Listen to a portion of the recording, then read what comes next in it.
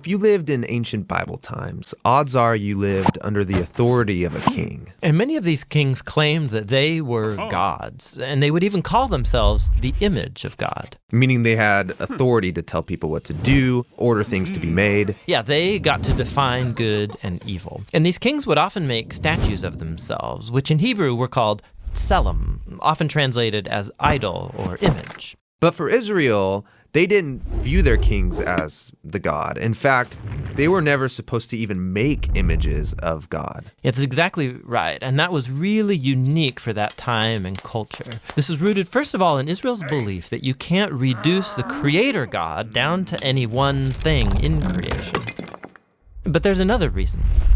People aren't to make images of God because God has already made images of himself. When did he do that? Well, let's go to page 1 of the Bible. And the first person we meet there is God. He's the one with authority over all creation. He speaks and creation obeys, and he defines what is good and not good. In other words, he alone is king. But then surprisingly, as the pinnacle of all of God's creative work, he makes humans, and he calls all of them the image of God.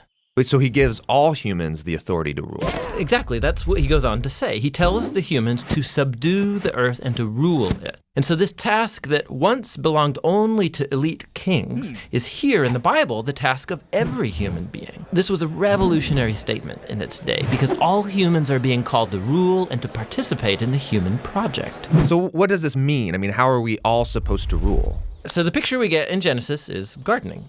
Gardening? Yes, gardening. So they rule the earth by cultivating it, by harnessing all of the earth's raw potential and then making something more and new out of it. So growing food for each other. Yes, but that also includes growing families then, which become neighborhoods, and then they create communities where people are going to work and take care of each other and build businesses and cities that will expand to new places and so on. So ruling is really the day-to-day acts of our work and creativity. Yes, we take the world somewhere. This is humanity's divine and sacred task.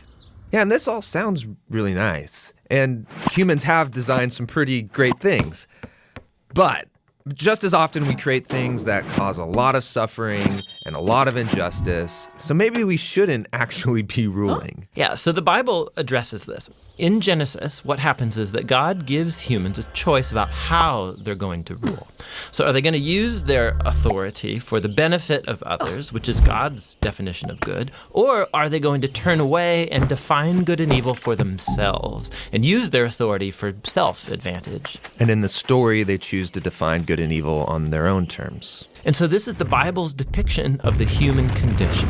So sometimes we pull off amazingly good stuff, but just as often, despite our best intentions, we act selfishly and we create evil in the world. And so we're stuck as mediocre rulers making a mess of things. But that's not the end of the story.